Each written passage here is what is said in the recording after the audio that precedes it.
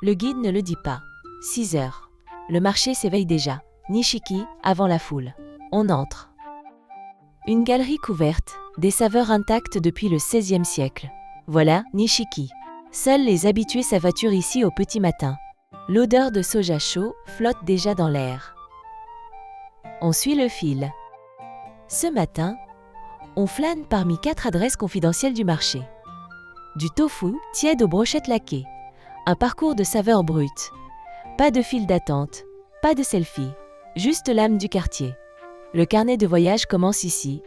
Un bloc de tofu soyeux, encore tiède de la nuit. Rien d'autre. Les artisans de Nishiki préparent ce tofu dès minuit, dans le silence complet. La texture est presque laiteuse, d'une délicatesse qu'on n'attend pas vraiment. Servi sans cérémonie, posé dans la main. C'est ça, le luxe à Kyoto. L'artisan est là à l'ouverture, fidèle à son étal depuis des décennies entières. Pas d'enseigne tape à l'œil. Juste une caisse en bois et ce tofu blanc immaculé. On s'attarde, on observe les mains expertes qui découpent. L'eau de la bassine est encore fumante à cette heure-là. Des bocaux entiers de daikon et concombres, marinés dans la lie de saké. Le tsukemono n'est pas un condiment ici. C'est tout un art de patient. La tranche de daikon croque sous la dent, acidulée, légèrement amère, juste.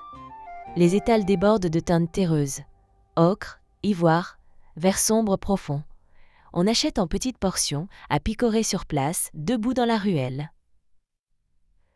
Le miso parfume l'air d'une odeur fermentée, profonde et étrangement rassurante.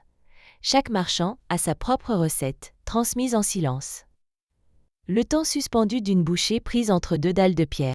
En mai, la feuille de chêne emballe une douceur qui n'existe qu'aujourd'hui.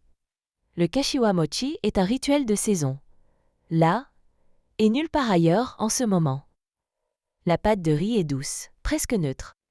La feuille exhale un parfum boisé discret.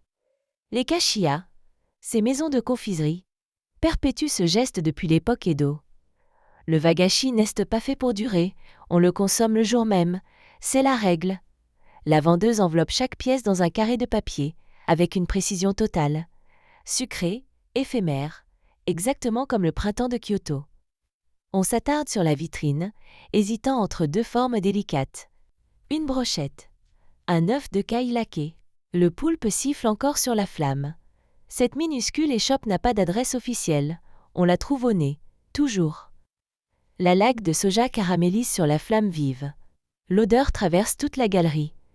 Le tako tamago se mange debout, brochette en main, sans assiette ni couvert. Le poulpe est tendre sous la croûte dorée, légèrement fumé à cœur, généreux. L'œuf de caille éclate en bouche, nacré et salin. Une surprise brève et parfaite. Debout dans la ruelle, on savoure sans se presser du tout. C'est bruyant, c'est chaud, c'est absolument juste.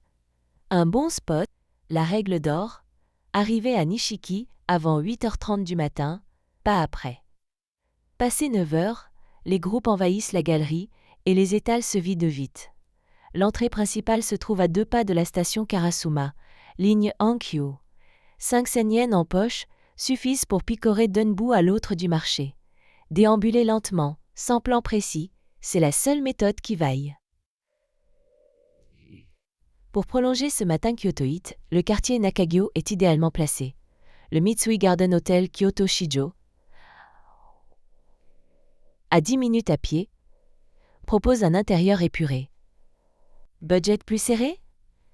Les guest houses de Gion restent une option solide et authentique.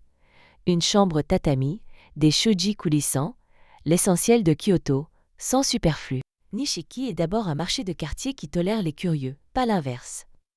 On repart les sens en éveil, l'estomac heureux et une légèreté difficile à nommer.